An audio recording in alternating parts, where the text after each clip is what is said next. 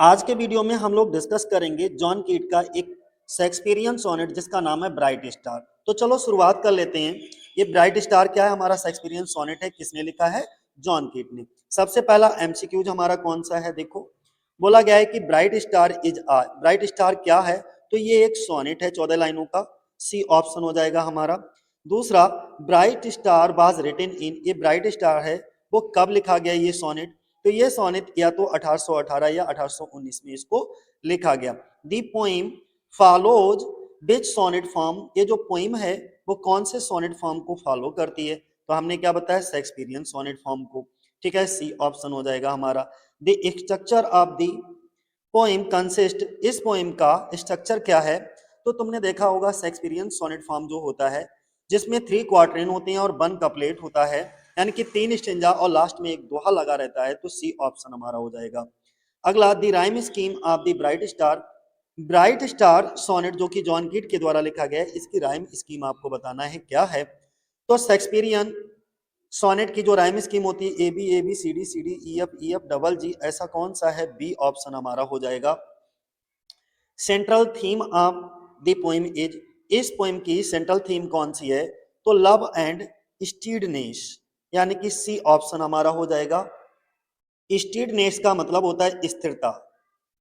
अगला 7वें नंबर का क्वेश्चन है हमारा।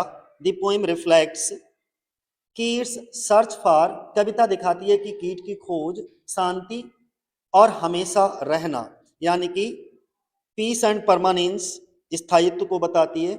अगला, the poem presents the love of कीट फॉर फैनी ब्राउन। ये जो पोइम है, कविता है, कीट्स के प्यार को दिखाती है। तो जॉन कीट किससे प्यार करते हैं? फैनी ब्राउन इनकी प्रेमिका होती हैं। बी ऑप्शन हो जाएगा। अगला, according to the text Keats experience. Text के अनुसार अगर हम बात करें तो कीट्स ने अनुभव किया दुख और तकलीफ, ज्यादातर मिजरीज एंड सफरिंग्स। अगला, Keats wants to be firm firm and strong like thee. तो जॉन कीट जो हैं वो मजबूत और बहुत मजबूत बनना चाहते हैं। किसकी तरह? चमकते हुए सितारे की तरह, ब्राइट स्टार। अगला 11 नंबर का बोला गया, the bright star is described as a worshipper of.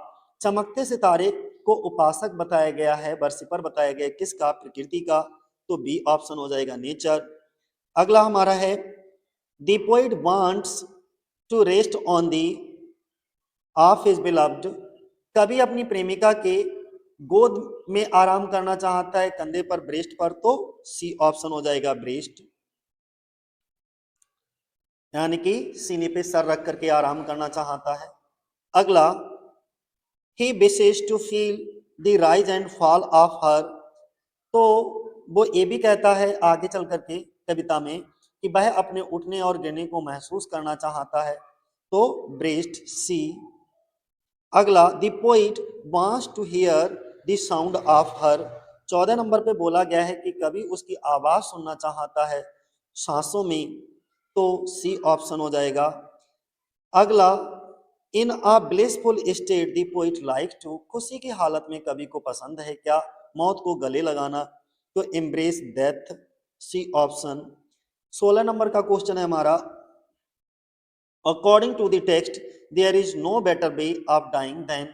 Text के अनुसार मरने का इससे कोई बेहतर तरीका नहीं है तो अपने प्रिय की बाहों में मरना। Dying in the embrace of his beloved, अपनी प्रेमिका की बाहों में मर जाना, इससे अच्छा कुछ भी नहीं है। The poem is remarkable for kids. Kavita kids के लिए बहुत खास है। किस चीज में? Sensuousness and romantic passion. तो सी ऑप्शन हो जाएगा हमारा।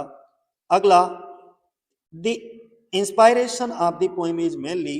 अगर हम इस पोएम की प्रेरणा की बात करें, इंस्पायरेशन की बात करें, तो मुख्य रूप से फैनी ब्राउन रही हैं जो इनकी प्रेमिका थी और बाद में इनको छोड़ करके चली जाती हैं। Some critics believes some critics believe the inspiration was. लेकिन कुछ क्रिटिक्स का मानना है कि इस पोएम की जो इंस्पायरेशन थी वो इजाबेल जोन्स थी। तो बी ऑप्शन हो जाएगा, Isabella Jones. The poem balances the beauty of. इस पोएम के अंदर, यानी कि कविता किसकी सुंदरता को बैलेंस करती है? तो nature and love. B option हो जाएगा। 21 नंबर का है हमारा, the poem expresses the poet's desire for, कविता कवि की इच्छा को दिखाती है, परमानेंस, सी ऑप्शन। 22 नंबर का क्वेश्चन है, द ब्राइट स्टार सिंबलाइजेज, जो चमकता सितारा है वो सिंबल है किस चीज का, स्थायित्व और स्थिरता का, परमानेंस एंड स्टीडीनेस का। अगला, the poem contains the total of 14 line, sonnet में कितनी 14 लाइनें होती हैं, सी ऑप्शन हो जाएगा। अगला, the tone of the poem is, इस पोइम की टोन मेनली कैसी है, मुख्य रूप से तो टोन दिखाई जाती है romantic and emotional, B option हो जाएगा हमारा। और आज की वीडियो का आखिरी question, the world in the poem is described as, कविता में दुनिया को किस तरह बताया गया है, तो हमेशा बदलने वाला, यानी कि एवर चेंजिंग, तो कौन सा, बी ऑप्शन हो जाएगा हमारा।